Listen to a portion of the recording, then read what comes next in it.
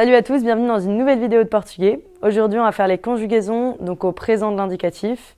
On va voir les terminaisons avec les verbes réguliers et quelques irréguliers qu'on utilise dans la vie quotidienne. Donc si vous avez vu la vidéo sur les pronoms personnels, on va réutiliser les mêmes personnes. On va avoir eu qui va être je avec sa propre conjugaison. Ensuite, on a você, ele, ela et a gente. Donc tout ça, ça va être deuxième et troisième personne du singulier en fait, puisque você c'est tu en français, et ça va se conjuguer de la même façon. Et après pour les pluriels, vous avez nos, et de l'autre côté exactement pareil, vocês, elas et elis, qui vont avoir les mêmes terminaisons pour les verbes.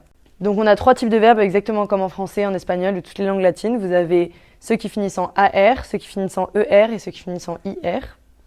On va commencer par ceux qui finissent en AR. Donc par exemple, on a pris l'exemple de cantar qui veut dire chanter. Et donc les terminaisons vont être o, a, amos et am. Donc tout simplement, on va avoir je chante, eu canto. Ensuite, tu chantes, ça va être você canta.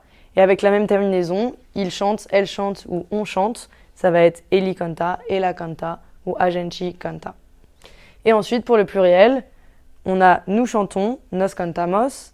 Vous chantez, vocês cantam. Et avec la même terminaison, elle chante ou il chante, elas cantam ou elis cantam. Et donc après, vous avez d'autres terminaisons pour les verbes en ER qui vont être o, e, emos, em. Exactement de la même façon, je ne vais pas vous refaire tout, mais vous avez compris. Et ensuite, pour les verbes en IR, ça va être o, e, imos et em. Donc voilà, ça c'était pour les verbes réguliers. Et ensuite, je vais vous montrer trois verbes irréguliers. Pour les trois verbes irréguliers, j'ai pris ser, estar, iter. Donc ça va être, ser et estar. Vous avez les deux formes différentes comme en espagnol. Donc ser et estar, donc ça va être être en français. Et donc c'est comme en espagnol, vous avez ser pour définir quelqu'un ou quelque chose et estar dans l'espace. Et ensuite ter, donc ça c'est avoir.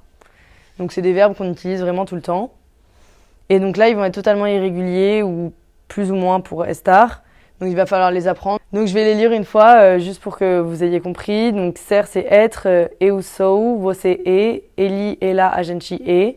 Nós somos, vocês são et elis, elas são. Donc estar, il est un peu plus régulier, mais vous avez la première personne et la dernière personne qui va changer. Donc estou pour je, esta, esta, estamos, estaum, estaum. Et enfin pour finir, donc ter, vous avez tenho, tem, tem, temos et tem. Et le dernier, faut pas oublier l'accent, ça change tout pour la personne. Voilà, j'espère que tu as bien compris comment conjuguer les verbes en portugais au présent de l'indicatif. Si tu as des questions, n'hésite pas à m'envoyer un message ou bien tu peux me retrouver en cafette. C'était Fanny, on se retrouve bientôt pour une prochaine vidéo de portugais.